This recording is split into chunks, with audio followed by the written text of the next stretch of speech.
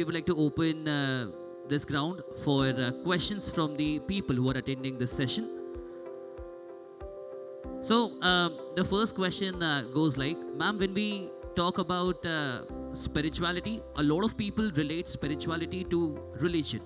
So we all here, I believe, would have the same kind of confusion that we have in our heads. So how does spirituality differ from religion?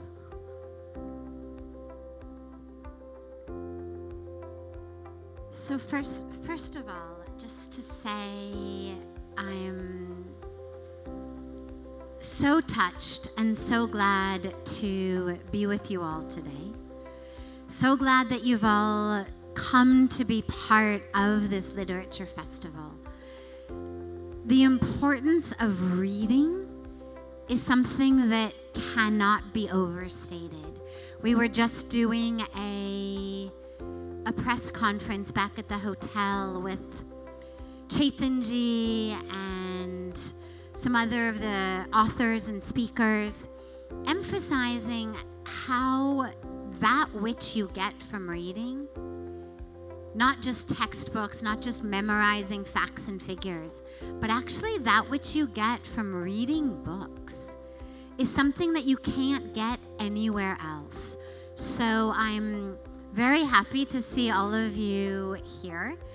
And in response to your question, so ideally and ultimately, religion and spirituality would be the same thing.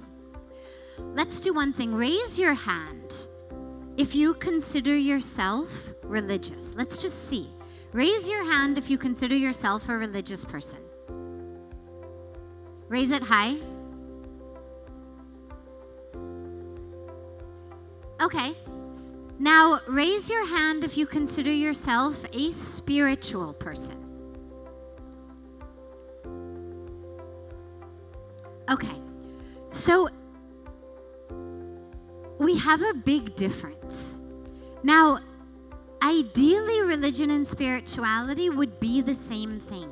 The point of religion is not just the rituals or the rites or the mantras or the prayers, or whether we go to mandir or we go to gurdwara or we go to mosque or we go to church. It's not that. It's actually that which connects us to the divine. It's that which connects us. We say Atma, Jivatma, my soul, my individual soul, to Paramatma, to the divine, to the supreme. Because that's what gives us a way of understanding ourselves, understanding life, understanding the universe. But sadly, we now see this big difference where in too many people's mind, religion is just dogma. Rules, rites, rituals, boxes and books. And spirituality, you know, a lot of people these days will say, well, I'm not religious, but I'm spiritual.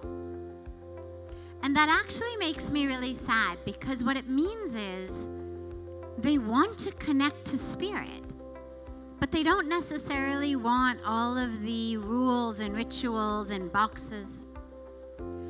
But religion is that which is meant to connect us to spirit, to the truth of who we are. If I say to you, who are you? Okay? What are you going to tell me? We won't go around, but just shout it out. If I say, who are you? What are you going to tell me? Okay, your name. What else? If we meet and I say to you, Acha, tell me about yourself. Who are you? What are you going to tell me?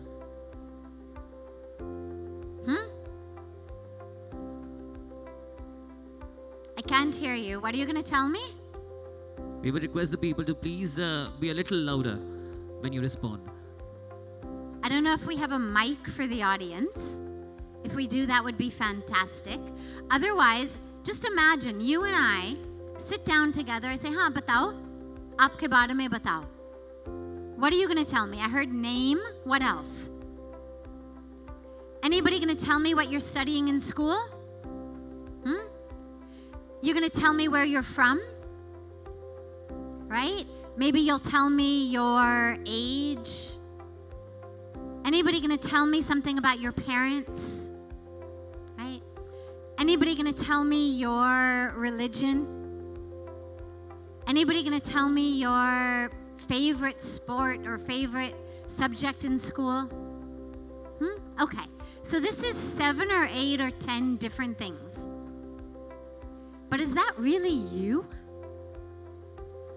What happens when you change your major in school? Do you stop being you? What happens when your body changes? You go from being short to tall, thin to fat, or fat to thin. Your body changes, but do you change? You start working out. So you go from being flabby to being muscular. You stop working out, you go from being muscular to being flabby. But do you change? No. So who is the you that isn't your name, isn't your class in school, isn't your major, isn't your body the size or the shape or the color? Who is that? The answer to that question is what spirituality gives us. It's what religion should give us. It shows us who I am is spirit. We've been saying I and me and mine since we were about 2 years old, right? Anybody have a little sister or brother who you remember, or cousin sister, cousin brother, you remember their little itsy bitsy? Me, mine, no, mine. They understand me and mine. Now today, 20 years later, you understand me and mine. But who me is, who I is, that hasn't changed. What you like has changed, what you study has changed, what you do has changed, your body has changed, everything has changed. But from 2 years old to now, you keep saying I, you keep saying me, consistently. Who is that consistent I? Who is the consistent me? That is what spirituality shows us. That is what we call Atma, spirit, soul, truth of the self, consciousness. That's who you are. So spirituality is that is focused on spirit. If I say who I am, let's say you ask me, who are you? And I say, oh, I'm the 1971 model, 1971 American model, right? Well, that would be like I was a car. Now, I was born in 1971. I was born in America, but that's not who I am. If I say, this is my height, this is my weight, this is my color, well, that's just like we're describing our vehicle. The brand, the make, the model, the year, the size, the horsepower. But you are not a vehicle. You are a soul. You are spirit. You are consciousness. You are divinity. So spirituality is that which shows us who we really are. And that beautiful connection between us and the divine, between us and each other. Because if I think I'm a car, we have the Sadhvi Bhagwati vehicle over here, and we have the Samir vehicle over there. Then I'm over here, and then there's all this empty space, and he's over there. We are separate. But spirituality says, there's no place I end and you begin. There is no empty space. I'm not a vehicle. I'm not an object. He's not an object. I'm spirit. He's spirit. You're spirit. There's no place any of us ends and someone else begins. That's what spirituality shows us.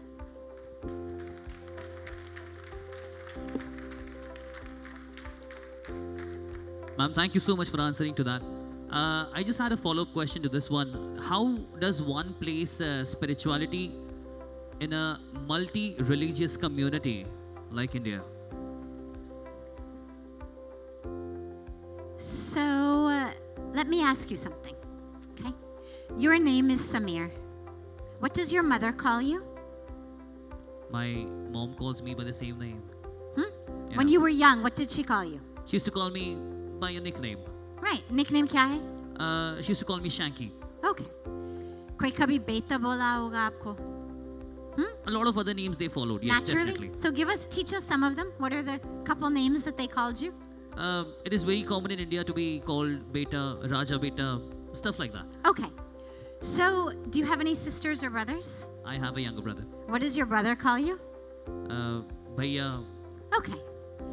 Now, what do your friends call you? Sameer, Sam. Okay. Now, you are the same being, right?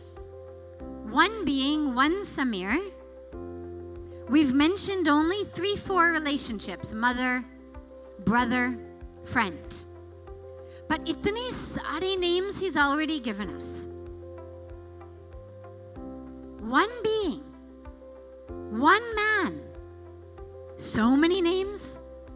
Only with 3 relationships so far. If we spent our whole time going into more names, more relationships. Acha, what does your sweetheart call you? Right? Wo koi aur naam bhi hoga. Right? So, one person, a few relationships, so many names.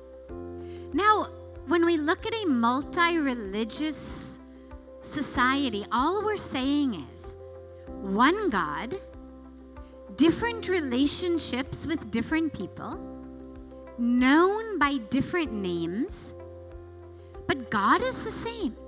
If one man can have so many names with only 3 relationships, so God has relationships with more than 8 billion people who are currently living, plus all of those who have lived before. Imagine how many names are possible, how many relationships are possible. But God is still the same, like one Samir. He doesn't change for his mother, his brother, his friend, his sweetheart. Same guy. In the same way. Spirit is the same, soul is the same, the divine is the same. But we just know that divine by different names with different relationships. Thank you so much. Thank you so much. Can we have a huge round of applause for ma'am, please?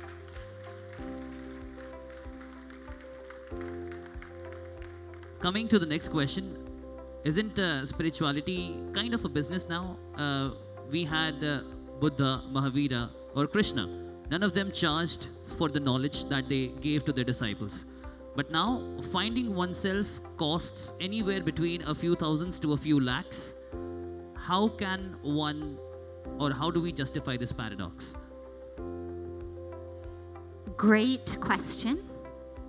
That is the reason actually why at Parmarth Niketan, where I live in Rishikesh, where we are so committed that these things are not charged for. The entire ashram runs only on a donation basis. Everything we do is either just distributed freely or given just whatever people donate is fine. Because we actually believe that very strongly. This wisdom, these answers for life, these are not meant to be commodities. It's not meant to be a trade bargain. You give me some pieces of paper that have 1,000 written on them. Or a check that has lakhs written on it or some piece of plastic from which I'm going to get so much money in my account, and therefore I give you wisdom. This is not our tradition. The tradition is that wisdom is given. Our sages, our saints, our rishis, our yogis, traditionally, just gave wisdom. People come, they sit, the guru speaks. The only dakshina that was required was for you to be a sincere seeker. Just don't waste the guru's time. Don't come and be there if you're not interested. But if you are a sincere seeker and you're going to learn and implement these teachings, they are available for everyone. I know these days there's a belief, and it does hold some merit psychologically, that people value something they pay for more. And so a lot of the organizations have started charging people with this psychological understanding that if something is very expensive, लोगों को लगता है कि बहुत कीमती चीज़ है, मुझे इतने सारे पैसा देना पड़ा, इसका मतलब है कि दम है उसमें. This is the free one, इसका मतलब है कि दम नहीं है उसमें. And so in that psychological way, they've started charging a lot so that people will value it. But we have to look at the symptom also and the core problem also. Why is it that in our society we value expensive things more? Because we have created a society in which we value valuables more than we value values. Our valuables are what we think of as something with value, but our values are that which we are ready to just let go. This is why, as a society, we have to come back to really valuing our values. And one of those core values is our spiritual tradition. So I agree with you wholeheartedly that this wisdom absolutely should be given for free. But in exchange for that, the people who are receiving it for free must value it. Only then can it actually be successfully offered for free. Thank you so much. Thank you so much. Thank you.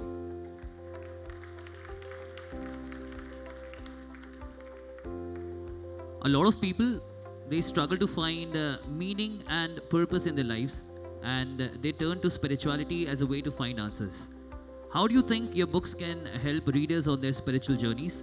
What are the insights that they can take or practices they might gain from reading the books? Sure. So, first of all, I just want to ask, अगर मैं mic ऐसे पकड़ लूँ, तो आवाज़ आती है पीछे तक? Can you hear me? If you cannot hear me, raise your hand. अगर मेरी आवाज़ आपके पास नहीं आते हैं जब मैं ऐसे पकड़ लूँ, तो हाथ खड़े कर दो. Okay, good. It's just nicer not to have to actually eat the microphone. So, the books that I have written, I've written them for the very purpose of helping people find their own path to spirituality. Hollywood to the Himalayas, this is my journey. It's the journey that I took 26 and a half years ago from California to India with a backpack. I was just older than some of you. I was 25. And I came to India in the middle of a PhD program in pediatric neuropsychology. I was studying child neuropsychology. I had graduated undergraduate from Stanford University and was doing my PhD. Came to India just on an adventure. As a 25-year-old, I was really struggling. अगर आपने मुझे बाहर से देखा होता, you would have said, this girl has everything. I had everything that, in many people's minds, we need to be happy. All of the money, all of the best education, all of the best opportunities, nice, beautiful house, nice, beautiful cars, all of these things. But inside, I was not really happy. Because what we know is that these things do not actually bring happiness. There's nothing wrong with them. Have a nice house, have a nice car, get a good education. Wonderful. But do not think that these things actually bring happiness to you. मैं हमेशा कहती हूँ कि जब आए तो मैंने America में देखा कि वहाँ सब कुछ बहुत बड़ा बड़ा है. गाड़ियाँ, गार्ड, सड़कें, big roads, big houses, big cars. लेकिन भारत में आकर जो मैंने यहाँ सीखा कि बड़ा होना कोई आवश्यकता नहीं है, बल्कि बढ़िया होना चाहिए.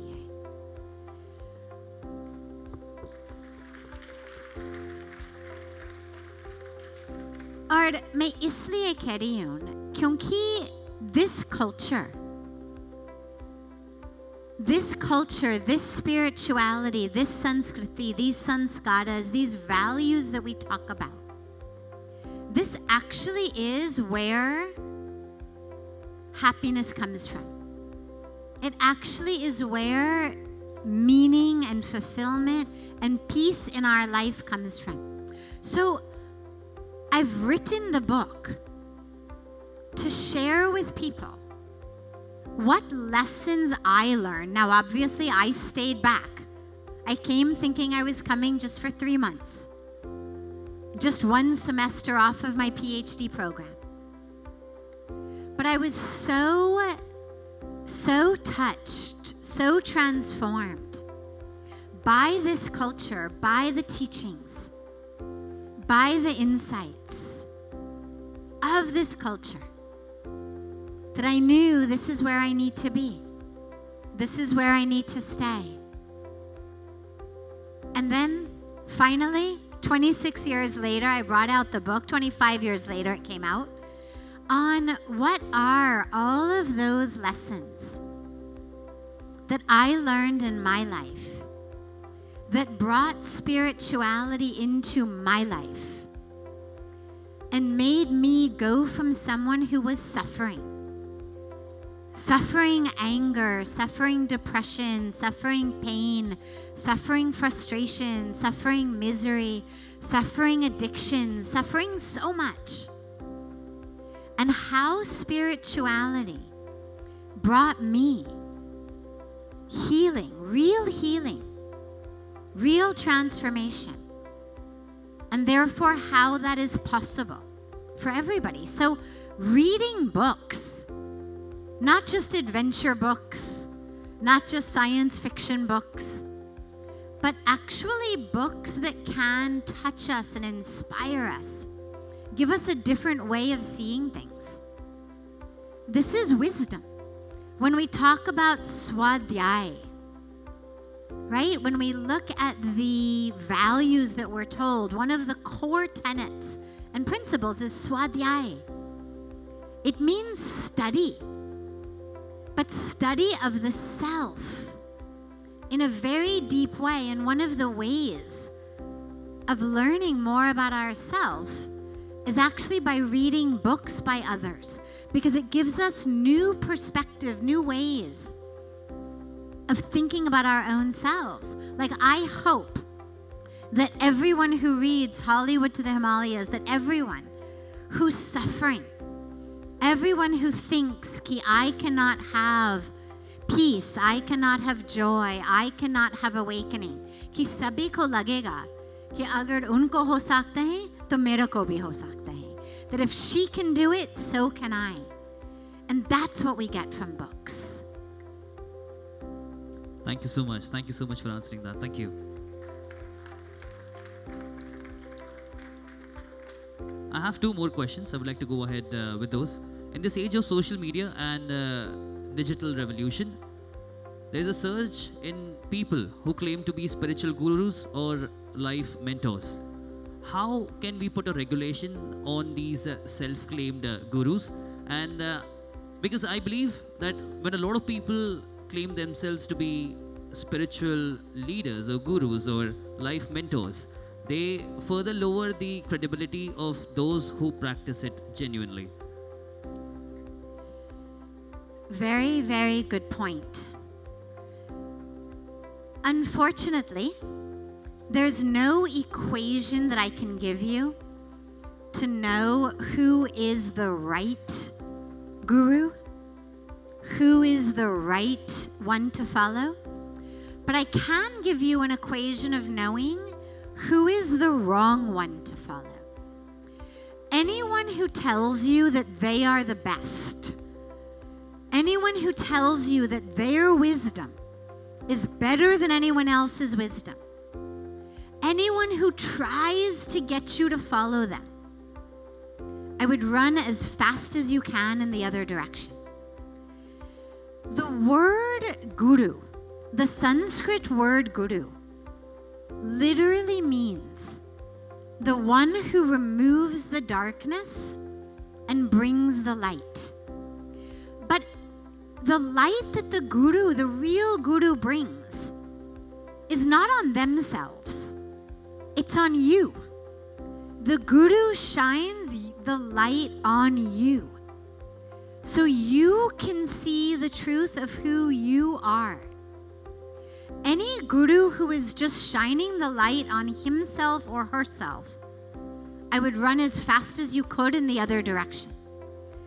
The real guru is doing what they're doing because it is their dharma to serve, to give, to teach, not because wo devotees ko ikatte karna chahte hain. They're not looking to collect disciples or collect followers. Anybody who feels like they are trying to collect disciples, collect followers, use gimmicks, convince you they are the best, I would run as fast as you can. Unfortunately, in the age of social media, there's no regulations, there's no certifying body that says, real mentor, real life coach, real guru, real spiritual leader. But this is why all of you have to use your own intellect, your own intuition to understand, is this person really showing me the light of me, or do they just want me to follow them? Are they looking just for a fan club, an audience? Or are they actually looking for me to become a more uplifted, more empowered person? A real guru is going to empower you. A fake guru is going to disempower you so that you need them. So ask yourself, does this person make me feel more in my light, in my truth, in my power? Or is this person just trying to get me to believe them, follow them, do what they say, buy their things? You are all very smart people. Use your own intuition to understand this is real, this is beneficial, or this is just an advertising gimmick. You are actually probably even better able to understand that than our generation because you've grown up with it. You understand what the gimmicks are. So just trust your own internal compass. Thank you so much, ma'am. Thank you. So, I have one final question. Since you mentioned about material desire in people, how can one detach oneself from material desire, and is it truly possible?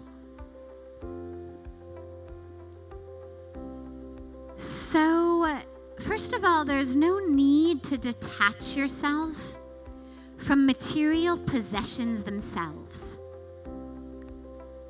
Those clothes you are wearing, the mobile in your pocket, the car outside, the chair you're sitting on, these things are not blocking your spiritual practice or your spiritual experience. They are not the problem.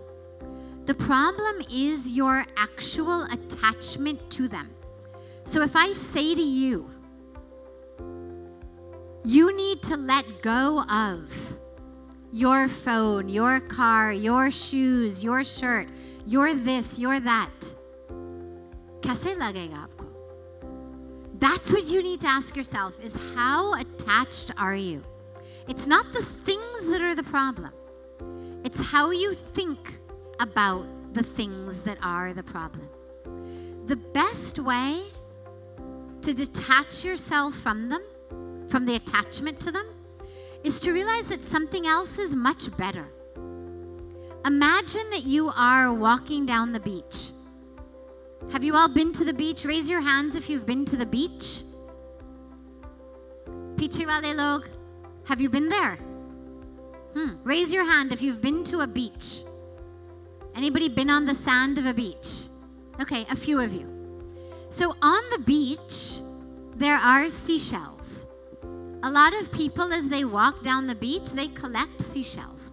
So imagine that as you're walking down the beach, you collect seashells. Because you think they are very pretty, they're shiny. No problem. You have them in your hands. Now you get to the end of the beach, and there is someone with a bucket of diamonds, and they are pouring the diamonds out of the bucket. What are you going to do? What are you going to do? Your hands are already full of seashells, but now there's somebody pouring diamonds from a bucket. What are you going to do? Huh? Say it loudly, I can't hear you. Okay, raise your hand. If you are going to hold on to the seashells and forget about the diamonds, raise your hand. Okay, 2 of you. If you are going to drop the seashells and empty your hands so that you can grab the diamonds, raise your hand. If you didn't understand the question, raise your hand. Okay, what about all of you in the middle? What are you going to do? Hold the seashells or drop the seashells?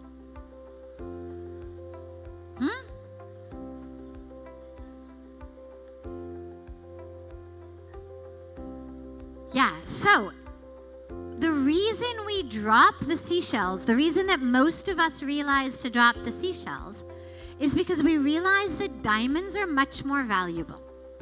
Simple question. Which is more valuable, seashells or diamonds? So if my hands are full of seashells, but I have the opportunity to fill my hands with diamonds, you're going to drop the seashells and grab the diamonds, because I understand these are more valuable. Seashells to kabhi bhi mil sakte hain. Diamonds though, especially a handful of diamonds. This is the secret to unattaching yourself from all of these material possessions, is you realize by holding on to them so tightly with such attachment, I'm actually preventing myself from reaching out my hands and grabbing hold of something much more valuable, which is my own peace, my own happiness, spirituality. My attachment to these things makes me stressed. It's all I think about. It kills me. So all of the diamonds in the world, I miss them all. So we let go of our attachment to those things when we realize that attachment is killing me. It's stealing all of my time, my energy, my mind power.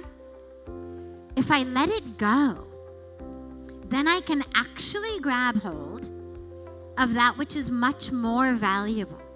Meaning in life, fulfillment in life, real joy, real peace, real connection with another being, the real experience of myself, of my soul. So we let go of the attachment, like we let go of seashells. Thank you so much for answering that. Thank you so much. Thank you.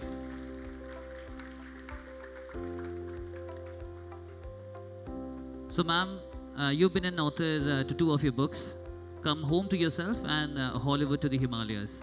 Would you like to describe these books in a line or two? And then we open the session for the questions from the audience that we have here. Yes, any questions that anyone has, we will take them. But just quickly before that, I'll answer this question about the 2 books. So, Hollywood to the Himalayas is really a book about making a shift in your mind. It gives my whole story, how I came as a 25-year-old American Jewish young girl with a backpack, my Stanford degree, my PhD in the middle of it, how I came to India with a backpack and found transformation, found healing, found joy, found meaning. But it gives you the way. Even though you are not coming from Los Angeles, you're not coming from Hollywood, and you're not moving to the Himalayas. But that's okay. Because the shift in your mind from what I call the Hollywood way of thinking. Hollywood way of thinking says you are your body. You are your size. You are your shape. You are your color. You are your bank account. You are your degree. You are the number of followers you have on Instagram or TikTok or Facebook or whatever. And so you suffer. You suffer depression and anxiety, competition. You feel like you're never enough, not beautiful enough, not smart enough, not popular enough. The Himalayan way of thinking says you have a body, but you're not the body. You are the soul. You are the spirit. You are consciousness. You are divinity. And that's when our suffering ends. And that mindset shift is something that everyone can make wherever you are. So that's why I wrote Hollywood to the Himalayas, is to teach everyone how to make that shift in mindset from the Hollywood way of thinking of suffering to the Himalayan way of thinking of peace and joy and healing. Come Home to Yourself is a book of questions and answers. Every day in Rishikesh at Parmarth Nikatan, we have a very, very beautiful Gangaji ki Aarti. And everybody gathers for the Aarti. And after the Aarti, I have a beautiful opportunity to lead satsang. And it's questions and answers. People bring in whatever questions are in their mind and their heart. And I have this beautiful blessing of being able to be an instrument that the answers flow through.